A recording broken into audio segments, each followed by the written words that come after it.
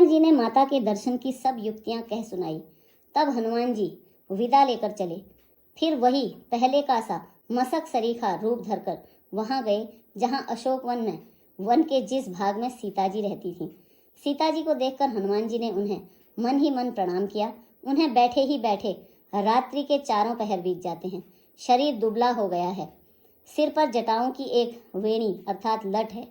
हृदय में श्री रघुनाथ जी के गुण समूहों का जाप करती रहती हैं। श्री जानकी जी नेत्रों को अपने चरणों में लगाए हुए हैं अर्थात नीचे की ओर देख रही हैं और मन श्री रामचंद्र जी के चरण कमलों में लीन है। जानकी जी को दीन और दुखी देखकर पवन पुत्र हनुमान जी बहुत ही दुखी हुए। हनुमान जी वृक्ष के पत्तों में छिप रहे और विचार करने लगे कि हे भाई, क्या करूं, इनका दुख कैसे दूर करूं। उसी समय बहुत सी स्त्रियों को साथ लिए सज धज कर रावण वहां आया। उस दुष्ट ने सीता जी को बहुत प्रकार से समझाया, साम दाम दंड भय और भेद दिखलाया। रावण ने कहा, हे सुमुखी, हे सयानी, सुनो, मंदोदरी आदि सब रानियों को मैं तुम्हारी दासी बना दूंगा। यह मेरा प्रण है। तुम एक बार मेरी ओर देखो तो सही। अपने परम स्नेही कौशलाधीश श्री रामचंद्र जी का स्मरण करके जानकी जी तिनके की आड़ अर्थात पर्दा करके कहने लगी, हे दशमुख, सुन, जुगनों के प्रकाश से कभी कमलिनी खिल सकती है। जानकी जी फिर कहती हैं, तू अपने लिए भी ऐसा ही मन में समझ ले। रे दुष्ट, तुझे श्री रघुवीर के बाण की खबर नहीं है। रे पापी, तू मुझे सोने में हरलाया है।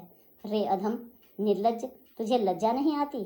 अपने को जुगनों के समान और श्री रामचंद्र जी को सूर्य के समान सुनकर और सीता जी के कठोर वचनों को सुनकर रावण तलवार निकालकर बड़े गुस्से में आकर बोला, सीता, तूने मेरा अपमान किया है। मैं तेरा सिर इस कठोर कृपाण से काट डालूंगा, नहीं तो अब भी जल्दी ही मेरी बात मान ले।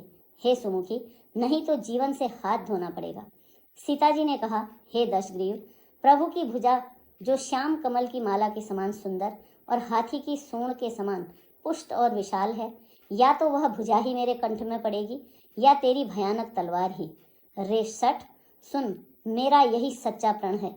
सीता जी कहती हैं, हे चंद्रहास तलवार, श्री रघुनाथ जी के विरह की अग्नि से उत्पन्न मेरी भारी जलन को तू हर ले। हे तलवार, तेरी धारा ठंडी और तेज है, तू मेरे दुख के बोझ को हर ले। सीता जी के ये वचन सुनते ही वह मारने दौड़ा।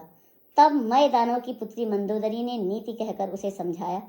तब रावण ने सब राक्षसियों को बुलाकर कहा कि जाकर सीता को बहुत प्रकार से भय दिखलाओ।